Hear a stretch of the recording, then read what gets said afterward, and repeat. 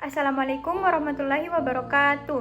Halo, perkenalkan nama saya Kalisa Naila Amin dengan NIM 22070150279 dari kelas F. Pada video kali ini saya akan menjelaskan tentang apa itu ragam lisan dan ragam tulis. Jadi sebelum masuk ke inti pembahasan, pertama-tama saya akan menjelaskan mengenai apa itu bahasa.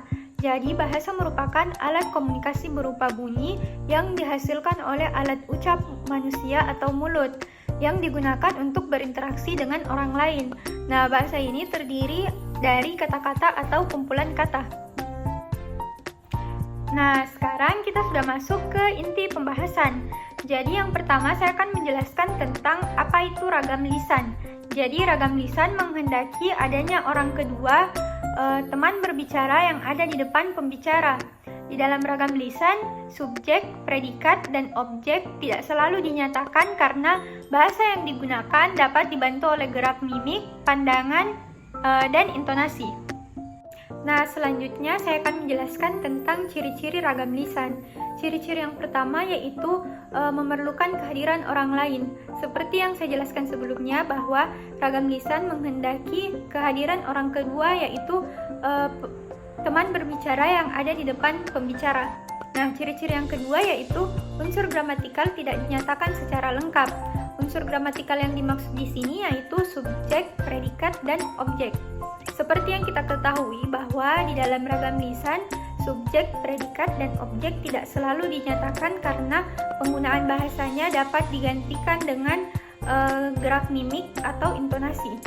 Nah, ciri-ciri yang ketiga yaitu terikat oleh ruang dan waktu. Yang keempat yaitu dipengaruhi oleh tinggi rendahnya suara. Nah, berikut merupakan contoh dari ragam lisan.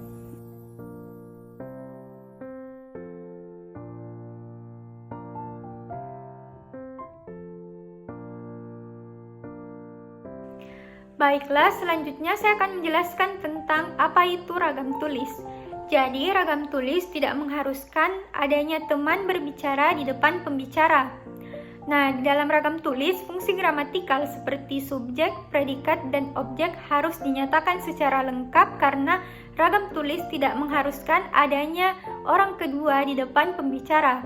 Kelengkapan ragam tulis menghendaki agar orang yang diajak berbicara dapat mengerti isi tulisan tersebut. Oke, selanjutnya saya akan menjelaskan tentang ciri-ciri ragam tulis. Yang pertama yaitu tidak memerlukan kehadiran orang lain. Beda halnya dengan ragam lisan, ragam tulis tidak mengharuskan adanya orang kedua berbicara di depan pembicara. Nah, yang kedua yaitu adanya unsur gramatikal yang dinyatakan secara lengkap. Di dalam ragam tulis, unsur gramatikal seperti subjek, predikat, dan objek harus dinyatakan secara lengkap karena ragam tulis tidak mengharuskan adanya orang kedua berbicara di depan pembicara. Kemudian yang ketiga yaitu tidak terikat oleh ruang dan waktu. Dan yang keempat yaitu dipengaruhi oleh tanda baca dan ejaan. Nah, berikut ini merupakan contoh dari ragam tulis.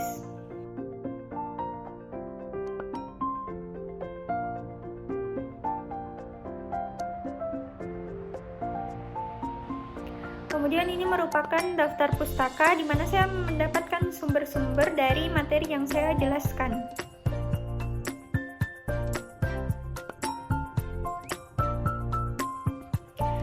Nah, itulah tadi penjelasan singkat mengenai ragam lisan dan ragam tulis.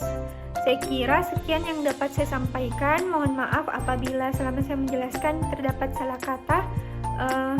Wabillahi taufiq wal hidayah. Wassalamualaikum warahmatullahi wabarakatuh.